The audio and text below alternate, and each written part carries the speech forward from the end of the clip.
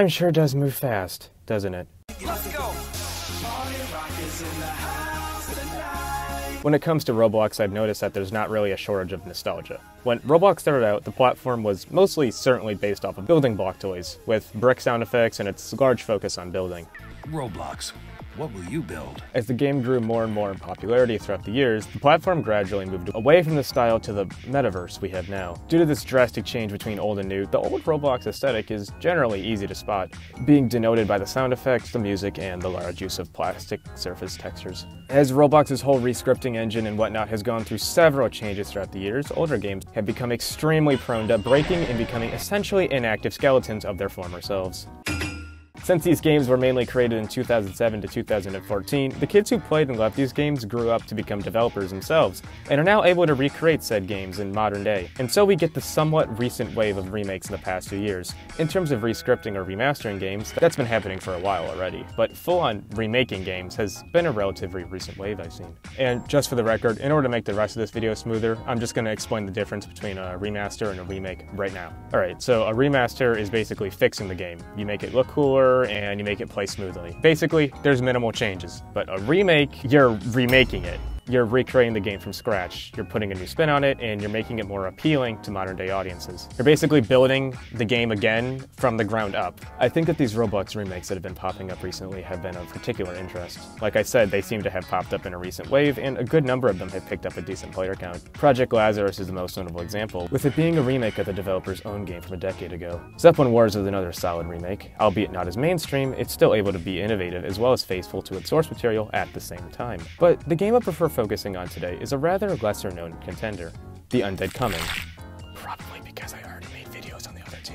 The Undead Coming is perhaps considered to be on the back burner in comparison to the other games of its type. Its daily player count only seems to fill just 2 servers at a time, and as you play this game, and you notice the nice lobby, and the nice animations, and the effort that was put into it to preserve the old style, you just sit and wonder to yourself, man, why are more people not playing this game? It's really cool. Well, the answer to that question garners a little bit of discussion.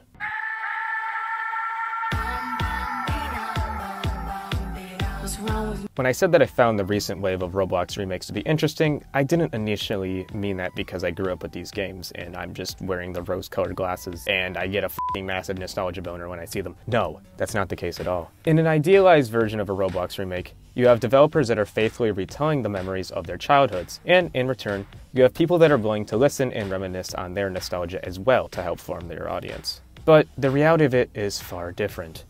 As previously stated, the majority of well-known nostalgia targets of our time in Roblox were created in 2007 to 2014.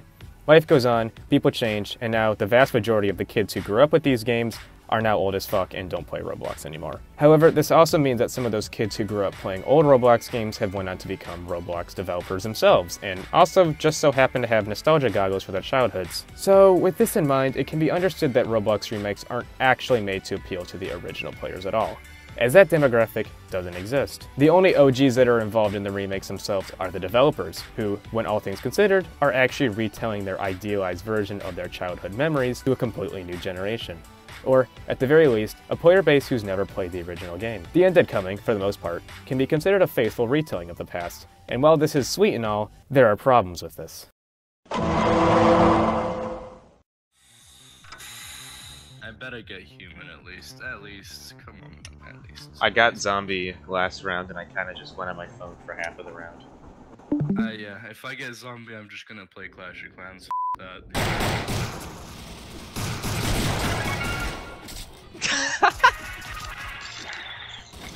The Undead Coming is a remake of the 2007 classic of the same name. And, as you've guessed, 2007 Roblox and 2021 Roblox are very different from each other. Demographics change, the definition of entertainment changes, the quality of games change, etc., etc. For the most part, The Undead Coming is a fairly competent and unique game. The style of the game is more nostalgic than other remakes. However, it combines the old style with newer elements, such as modern animations and sound effects, to create something truly unique. The lobby is immersive, with the train taking you to the game instead of pressing a ready up button. And the customization options are also very nice. So can the train actually kill you? Yeah. Find out. Let's find out. I've seen people die from it. Guys, look, I'm a Chinese citizen living in an area where there's little to no regulations. Oh, you don't have the ball, yo.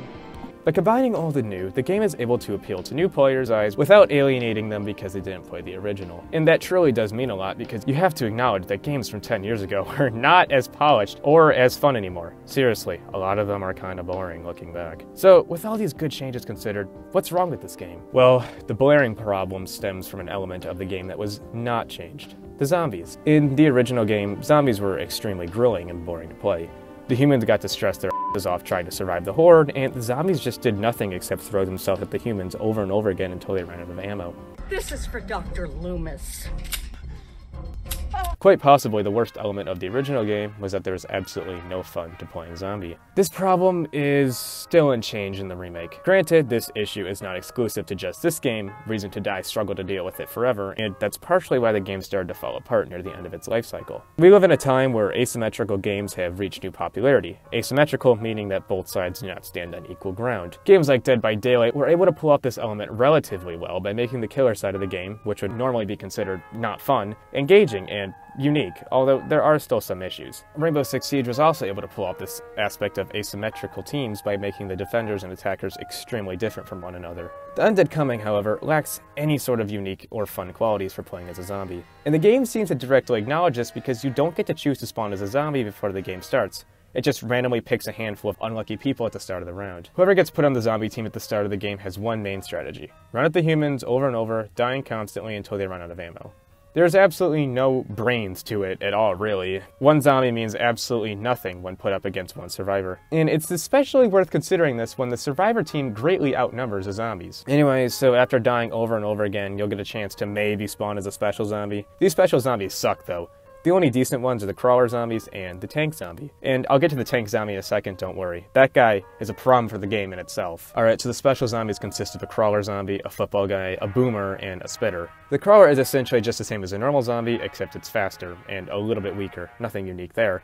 And the football guy is kind of just dumb luck if you can get a hit on somebody. You do have the unique ability to charge forward, however, you cannot turn while you're charging. You just run in a straight line. So the odds of you hitting somebody that isn't AFK is pretty low. And for the spitter, kinda useless. If anything, it's more of a help for the survivor team than the zombie team. You press E to spit a projectile that leaves behind a cloud of gas, but this ability has such a needlessly long cooldown that it has very little impact on the game. When you die, which will happen, you drop a free gas mask for the survivors to pick up. And for the boomer, oh my god, it sucks. You have to explode manually. You don't explode if somebody kills you, and I think that this just kind of speaks for itself. The boring and the stale zombie gameplay effectively hurts the game for both sides involved. The special zombie spawn rate is considerably low compared to other games of this kind, leading to the humans shooting the same boring zombies over and over again. To accompany this, the zombies leaving the game or going AFK is not exactly an uncommon occurrence. The survivor team has no objective other than surviving, so camping is largely incentivized. While the spitter and the boomer may lead you to believe that camping is discouraged, these enemies seem to have very little power and thus are rather insignificant when faced with the firing squad of survivors.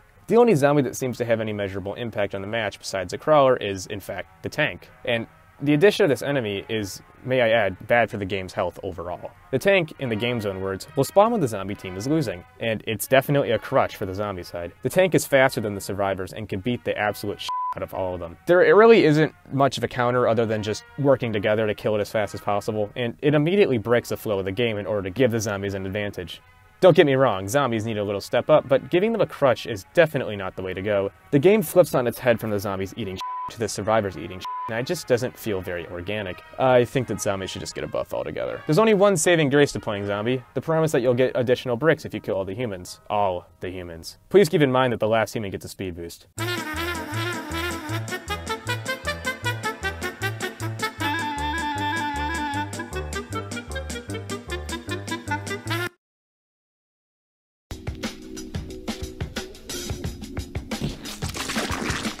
Considering the effort, the talent, and the engagement with the community that the devs of the Undead Coming have, it doesn't seem entirely absurd that they'd be open to making changes to the zombies. If they were able to change so much from the original in the first place, why not try changing the zombies? You know, a major part of the game.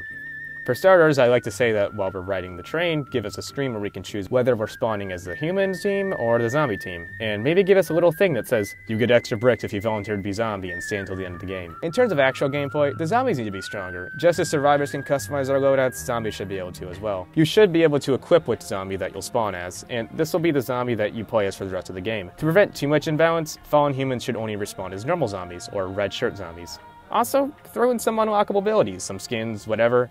Give us a point to playing zombie, and maybe give us something else to grind towards other than just guns and skins and taunts. Perhaps give us multiple options on which boss zombie we can spawn in as. I remember Gary's mod, Zombie Survival, did this and it worked pretty well. And maybe instead of just giving the boss zombie to a random person, give it to whatever zombie did the most damage. Not only does this prevent team incompetency, but it also promotes the starter zombies to actually try a little at life, since they kind of had the highest odds of getting it. Gary's mod also did this. It's crazy that this segment of the video is so small in comparison, but it seems to be legitimately just this issue that holds the game back. It's not like the game is poorly made at all. I think it did a fairly good job at adapting the Undead Coming in a modern style. The problem is just the amount of selective adaptability that the game struggles with. It puts a great amount of time trying to flesh out the human side, without even bothering to change the zombie system whatsoever. Super Idol 的笑容都没你的甜，8月正午的阳光都没你耀眼。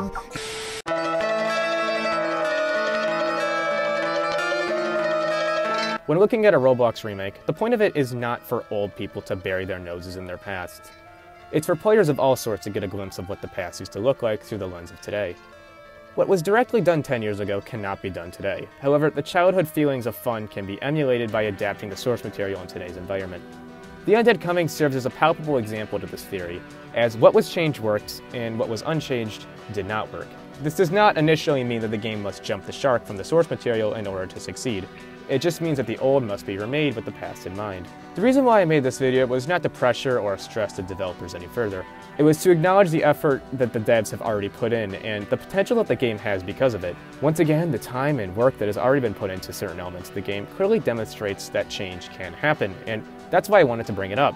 Also, I did a game night with my buddies and I convinced a couple of them to buy the equipment game pass, so please don't hate me. If I annoyed the hell out of you with this video, or if I entertained you, or even inspired you to check out the game, perhaps join my Discord and have a quick chat with me. It's in the description.